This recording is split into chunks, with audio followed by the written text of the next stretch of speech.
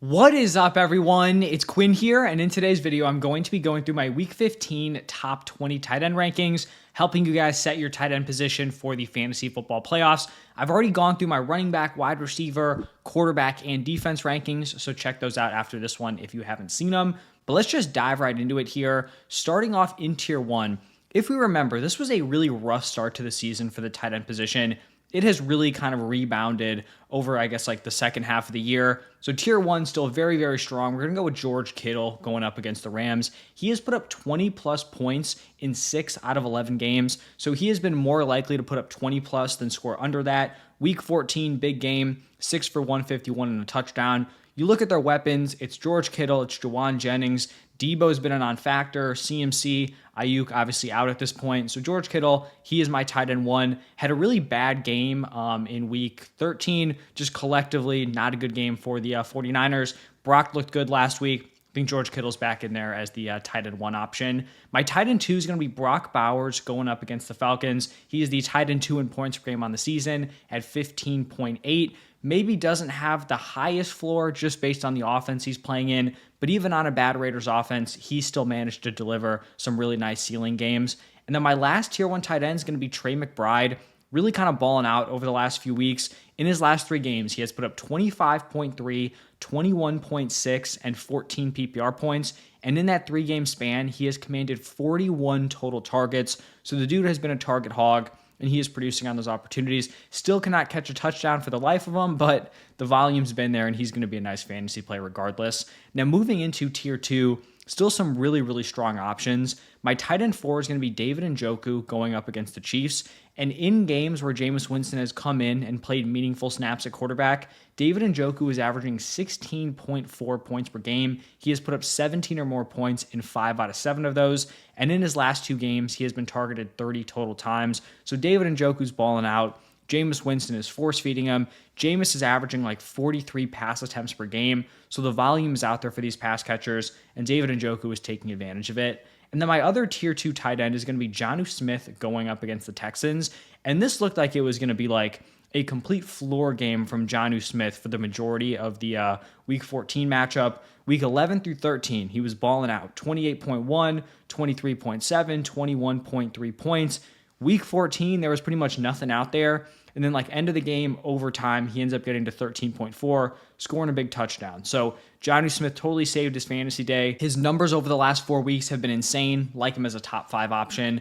Now my tight end 6, going to be in a tier by himself. It is Travis Kelce going up against the Browns. And he had a nice stretch in the middle of the season where he had 3 straight games of 20 or more PPR points. Seemed like he was kind of climbing back into like that elite tight end 1 territory. At this point, it seems like the top 5 have kind of left him at this point. As long as they can maintain their production, it does not seem like Kelce is going to catch them. He has scored under 14 PPR points in his last 4 games, but I still think he's a step ahead of the very, very large tier 4 I have. So kind of in between those two, he is still 4th in target share. He is number 1 in air yard share. He's getting peppered with targets in the red zone, even if the touchdowns aren't coming through.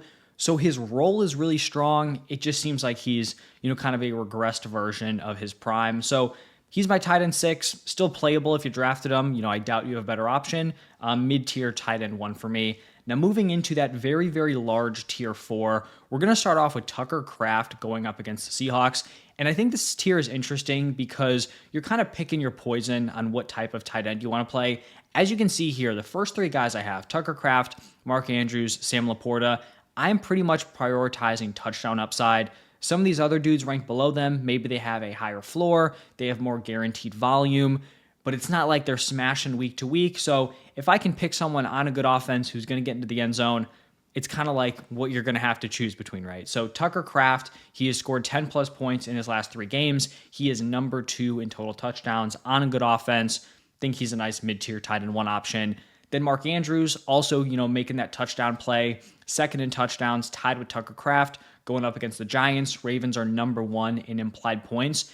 And actually, Mark Andrews, since week 6, we all know he had just the awful start to the season. Since week 6, he's averaging 14 PPR points per game. Now, a lot of that has just been touchdowns. I think he's averaging like just under a touchdown a game since then, but he's consistently getting into the end zone, and, he's been a nice option. since the first 5 games. Then we have Sam Laporta going up against the Bills. Lions have the second highest implied point total. He's, kind of been touchdown or bust, but the touchdowns haven't really been there. I will say, though, week 14, season high in targets with 7. Now, we can look at that one of two ways. I think the first way I look at it is if you told me that we were drafting this dude like round 3, 4 turn area, and he would set his season high of 7 targets in week 14, like obviously you would have never touched him at that ADP. But it is decent. They're getting him a little bit more involved. Finally had a fine game without actually getting into the end zone. So on a good offense, maybe his role is starting to expand. Obviously had a great season last year. He's going to be my third tight end in this tier. Then I have Hunter Henry, and this is where we're kind of pivoting away from like those touchdown plays, because Hunter Henry's not someone you want to bank on to get into the end zone. But in healthy games with Drake May, he's averaging 11.6 PPR points per game. That would be the tight end 7 on the season. So he has been May's just clear-cut number 1 target. I like Hunter Henry as a top 10 play. TJ Hawkinson might seem low to a lot of people, but he's just straight up not producing. He has scored under 9 PPR points in 4 out of his 6 games. And it's not like this is an offense that isn't throwing passing volume out there. I mean, Jordan Addison, Justin Jefferson, both coming off of monster games.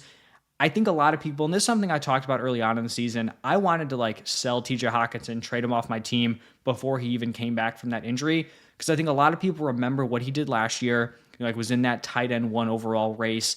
But you're coming off a torn ACL, coming back mid-season. It's going to be tough to put it together in your first year back or like your first half year back. So Hawkinson kind of settling in here in like the back end tight end 1 range. Then I'm going to go with Zach Ertz going up against the Saints. He scored 12 plus points in each of his last 3 games. It's really just come down to getting into the end zone. From weeks 1 through 10, he had 1 total touchdown. In weeks 11 through 13, he scored 3 times. So is that something that's going to continue? Not sure, but like fringe tight end 1 area, I think is fair. A few more guys here. We have K. Dotton going up against the Chargers. He's coming off his best game since Mike Evans has come back in the lineup, 3 for 70. K. Dotton is honestly a very interesting player in how his season has played out. Someone who didn't have a lot of hype coming into the season. Was fine as like a super desperate tight end play early on, but then you get the injuries to Chris Godwin, to Mike Evans, and he just goes completely nuclear. And the wide receiver, the tight end position, it's not a spot where just because an injury happens, you're automatically going to be good. Like a running back goes down, you can force feed the backup running back 20 carries a game, they're going to produce. It's not the same thing at the wide receiver and the tight end positions.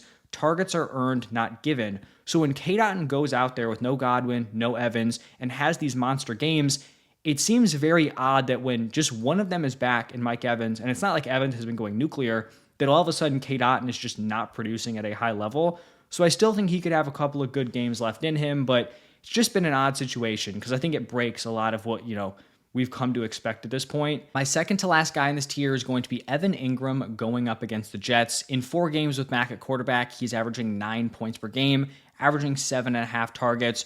So the volume's going to be there. He's going to play a role, but the ceiling just seems very, very low. The yardage isn't there, and neither is the touchdown upside. And then finally, my last guy in this tier, Pat Freiermuth going up against the Eagles. Really rough start to the season. Honestly, through like week 10, week 11. Freiermuth is someone who I liked as like a later round tight end target. That was not a right call. But in his last 3 games, he has gone 4 for 59, 6 for 68 and a touchdown, and then 3 for 48 and a touchdown. Russ is looking good. It's not a good matchup here, but 3 straight solid games. Got to give him his respect. Now looking at tier 5, going to start off with Jake Ferguson going up against the Panthers. Ferguson's been disappointing for fantasy. It's been the injuries, the Dak injury. He returned in week 14, 6 targets, 3 for 32. Not a great game.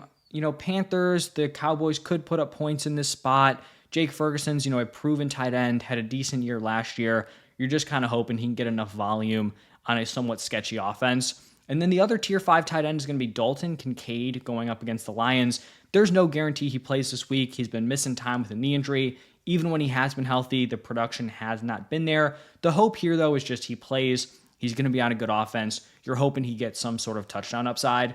And then my final tier, we have Noah Gray going up against the Browns. His last 4 games, he has put up 18.3, 22.6, 9.8, and 6.6 points. So he had those 2 boom games, 1 decent game in week 13. He's kind of settling into like this 5, 6, like 4, 5, 6 target area.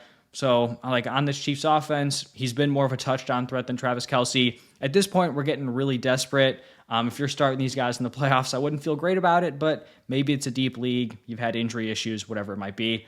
Then I have Grant Calcaterra going up against the Steelers. He has had 5 games without Dallas Goedert, including the one game where Goddard played like 5% of the snaps and then left. He has put up at least 8 PPR points in 4 of them. Not a high bar, but we're at tight end 19. And then my last tight end here, Juwan Johnson, going up against the Commanders. His last 3 games have been pretty solid: 12, 8.6, 15 PPR points. At this point, the Saints just need anyone who can make a play on offense. The Olave injury, Rashid Shaheed injury, Taysom Hill injury, now we have Derek Carr out. It's not a good offensive environment, but if Juwan Johnson's going to be one of their top targets, he could crack the top 20. So that is going to wrap it up for my top 20 tight ends. If you guys enjoyed the video, hit that like button, subscribe. Thank you all for stopping by, and I will see you in the next one.